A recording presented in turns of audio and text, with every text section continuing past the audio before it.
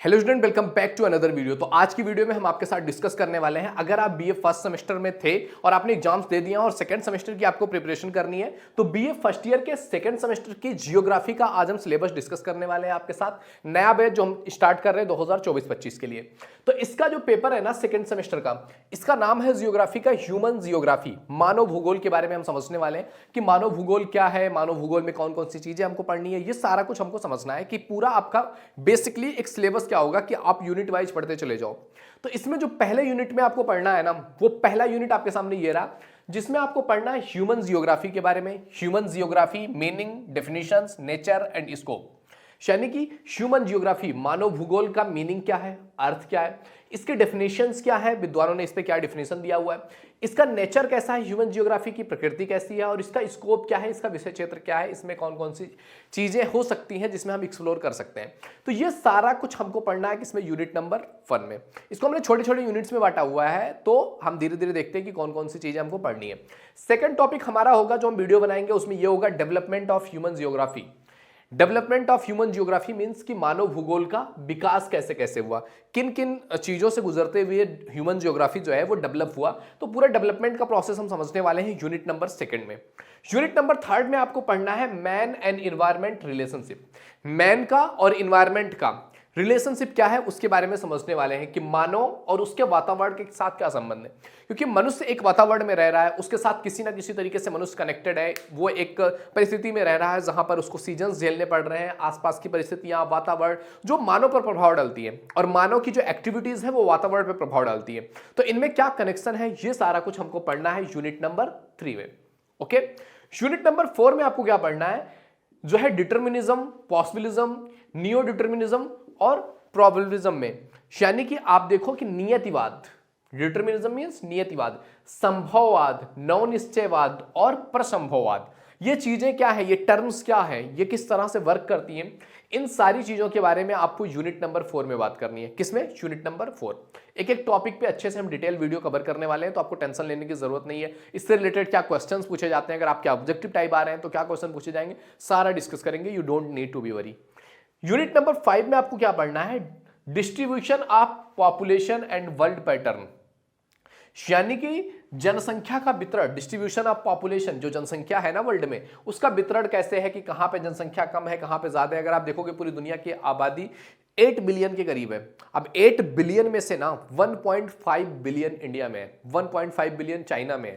तो 2 कंट्रीज मिलकर के 3 बिलियन की पॉपुलेशन टच कर रही हैं, और बाकी दुनिया की 300 कंट्री मिलकर के जाके 5 बिलियन कंप्लीट कर रहे हैं। तो जनसंख्या का वितरण किस तरह से है, विश्व के प्रतिरूप में देख के बताना है कि किस तरह से वर्ल्ड पैटर्न में जो जनसंख्या उनका वितरण हुआ है। ओके, अब बात करते हैं यूनिट नंबर 6 की। यूनिट नंबर 6 कह रहा है आपसे ग्लोबल माइग्रेशन, विश्व प्रवसन। ये क्या होता है, ग्लोबल माइग्रेशन की प्रॉब्लम क्या है, इस पे माइग्रेशन पे अभी एक मूवी आई हुई थी, आपने देखा ही होगा, डंकी। तो माइग्रेशन क्या होता है इसके बारे में बात करनी है। यूनिट नंबर 7 है आपका concept of over population and under population.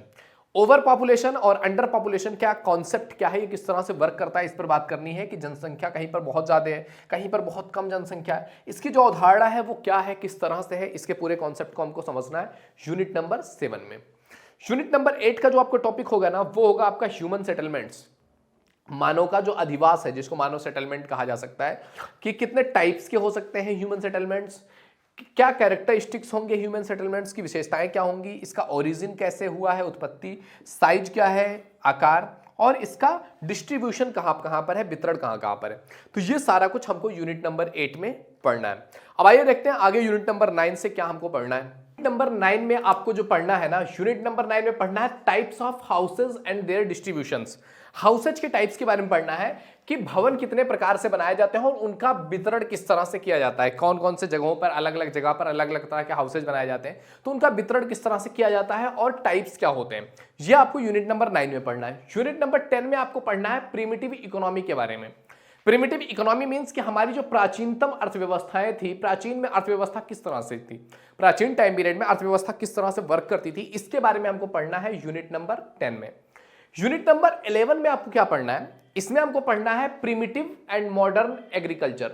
प्राचीन और आधुनिक कृषि के बारे में पढ़ना है कि प्राचीन कृषि किस तरह से हुआ करती थी और आधुनिक कृषि किस तरह से होती थी, इन दोनों में संबंध क्या है और इन दोनों में अलगाव क्या है, अलग अलग डिफरेंट ये किस तरह से होते हैं।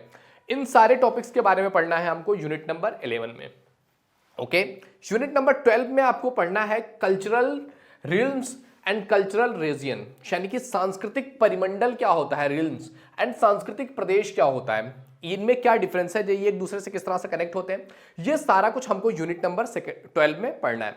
यूनिट नंबर 13 में आपको क्या पढ़ना है, कल्चरल डिफ्यूजन्स, सांस्कृतिक विसरण, किस तरह से कल्चर डिफ्यूज होता है, एक सांस्कृतिक बिखर जाती है, संस्कृति बिखर जाती है, अलग अलग तरह से फैल जाती है, वो क्या होता है सांस्कृतिक विसरण, उसके बारे में बात करेंगे। यूनिट नंबर 14 में हमको बात करनी है ह्यूमन रेसेज के बारे में, मानव की प्रजातियों के बारे में। कई प्रजातियां होती हैं, मानव के होमोसेपियंस भी एक प्रजाति ही है मानव की, तो मानव की जो प्रजातियां रही हैं उन प्रजातियों के बारे में बताइए। ओके, ये आपको यूनिट नंबर 14 में पढ़ना है। यूनिट नंबर 15 में आपको पढ़ना है major religions of the world, विश्व के प्रमुख धर्मों के बारे में पढ़ना है कि मेजर रिलीजन्स क्या है वर्ल्ड के, इस पूरी दुनिया में सबसे ज्यादा मान्यता प्राप्त या बहुत ज्यादा माने जाने वाले रिलीजन्स में से बड़े रिलीजन कौन से हैं। यूनिट नंबर 16 में आपको पढ़ना है language formation of the world, विश्व की भाषाई संरचना क्या है, कि विश्व में जो भाषाएं बनी, भाषाओं के बनने के पीछे रीजन क्या थे, उनका उद्भव कैसे हुआ, उनका विकास कैसे हुआ, तो पूरे भाषाई संरचना के बारे में बात करना है, लैंग्वेज फॉर्मेशन के बारे में। तो ये सारा कुछ यूनिट नंबर 16 में पढ़ना है। यूनिट नंबर 17 में आपको पढ़ना है major tribes of the world, विश्व की प्रमुख जनजातियों के बारे में पढ़ना है कि जो ये पूरी दुनिया है, पूरी दुनिया की प्रमुख जनजातियां कौन कौन सी हैं, जिन जनजातियों के माध्यम से हम इस दुनिया को समझते हैं। तो प्रमुख जनजातियां कौन कौन सी है उसके बारे में यूनिट नंबर 17 में बात करनी है। और यूनिट नंबर 18 में बात करनी है इंडियन ट्राइब्स के बारे में, भारतीय जनजातियों के बारे में कि भारतीय जनजातियां क्या है, भारतीय जनजातियां कौन सी हैं और भारतीय जनजातियों का क्या योगदान रहा है समाज में, भारतीय जनजातियों से कनेक्ट किस तरह से हो रही है गवर्नमेंट किस तरह से उनके वेलफेयर के लिए काम कर रही है, ये सारा कुछ आपको यूनिट नंबर 18 में पढ़ना है। तो ये था बेसिकली ओवरऑल आपके बीए फर्स्ट ईयर के सेकेंड सेमेस्टर की जियोग्राफी का, भूगोल का नया बैच का जो सिलेबस है वो ये था।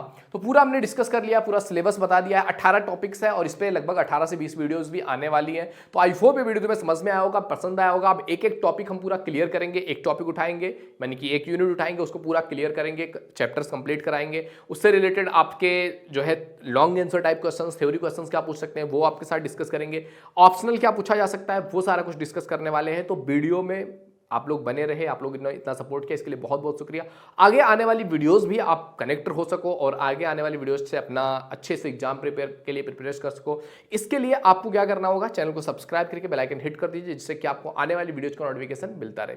तो मिलते हैं आपसे अगले वीडियो में, तब तक के लिए जय हिंद जय भारत।